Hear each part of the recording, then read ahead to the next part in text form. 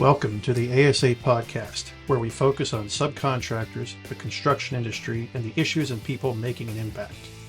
The ASA podcast is brought to you by the American Subcontractors Association and the Foundation of the American Subcontractors Association.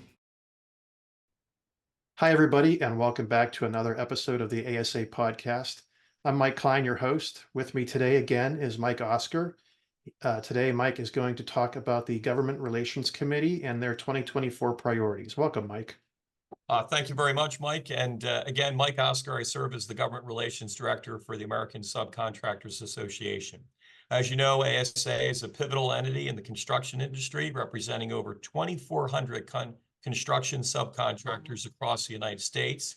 And as we prepare not only for 2024, but for our legislative fly-in, we select the legislative priorities within our Government Relations Committee, which is made up of roughly 96 members, which constitutes not only subcontractors, but also some of our vendors, as well as our legal experts that are a part of a team led by Courtney Little, who is a glazing contractor and former president of ASA from Arkansas, and Gloria Hale, who's also a glazing contractor, ironically, from California, and she runs her glazing company there. And so between Gloria and Courtney, along with myself and the 96 members, we meet 4 times a year, twice virtually and 2 times in person to decide what our legislative priorities are going to be.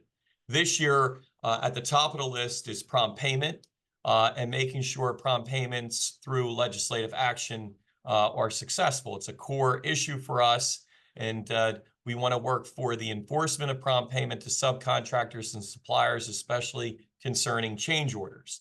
The organization supports the Small Business Payment for Performance Act of 2023, HR, which is House Resolution 2726, which mandates quick payment for contractors following change orders. Timely payments are vital to maintaining cash flow for subcontractors, ensuring they can meet their financial obligations and maintain stability in their operations.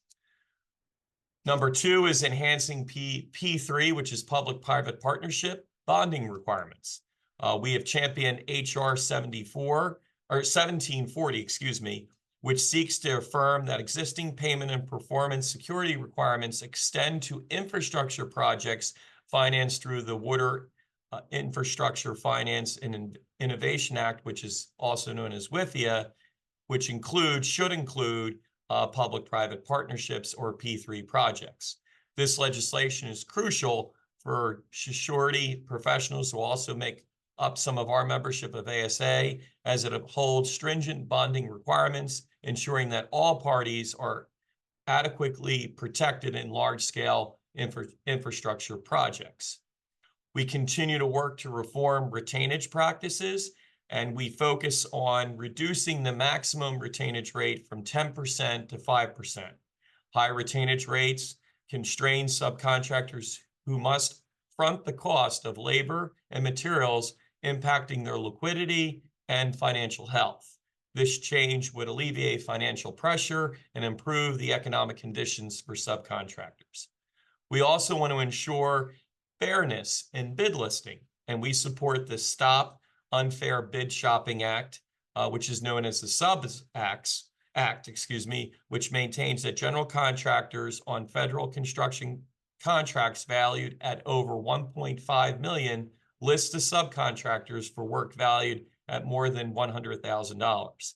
This act aims to curb bid shopping, promoting fairness and transparency in the procurement process, thereby protecting subcontractors from being undercut after bidding. We continue to work to advocate for streamlining project review and approval processes through the One Federal Decision framework and other enhancements under the Infrastructure Investment Jobs Act. Simplifying this process can reduce delays and cost, benefiting the entire construction timeline and reducing risk associated with surety bonds. And again, we're looking to streamline permitting process. We continue to look at tax reform next year. A lot of the tax provisions that were included in the Tax Cuts and Jobs Act of 2017 will sunset in 2025. And so therefore, we're looking at ensuring that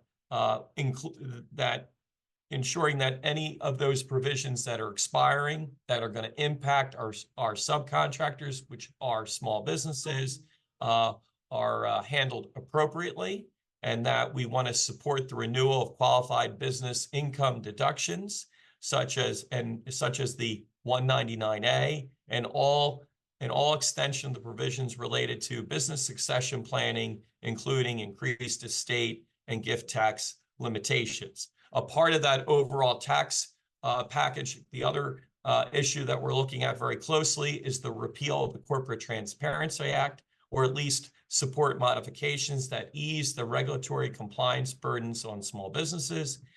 And we also are talking and looking forward to the passage of the Tax Relief for American Families and Workers Act of 2024, which would support the business tax provisions of Title II, which provide for research and development benefits, as well as extended bonus depreciation with increased limits on business expensing for certain assets.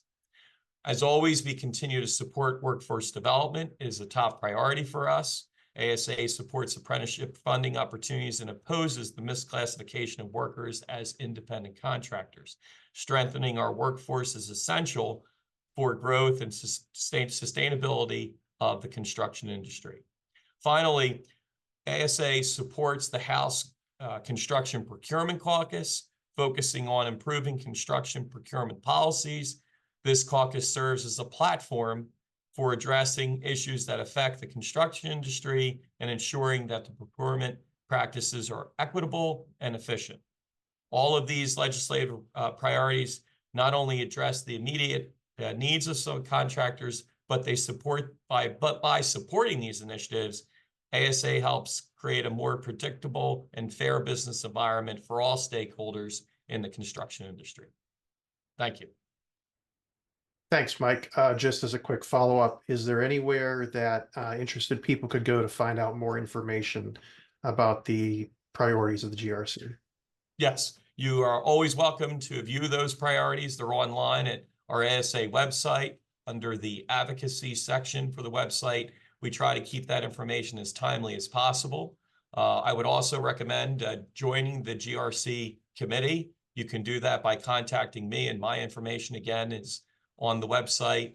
I also give very quick updates in our ASA Today, which is a weekly publication updating our efforts at the federal level and oftentimes at the state level, that what we're doing on your behalf. We also have other communications that, Mike, I know you oversee that go out to our membership. And listening to podcasts like this. So please take the time to take advantage of these resources, and I look forward to working with everyone. Cool. Thanks, Mike. I appreciate it. All right. Thank you. Until another episode, we'll see you later. Thank you for listening to the ASA podcast. For more subcontractor-focused content, visit us at asaonline.com and fastcares.org. You can also follow us on LinkedIn, Facebook, Twitter, Instagram, and YouTube.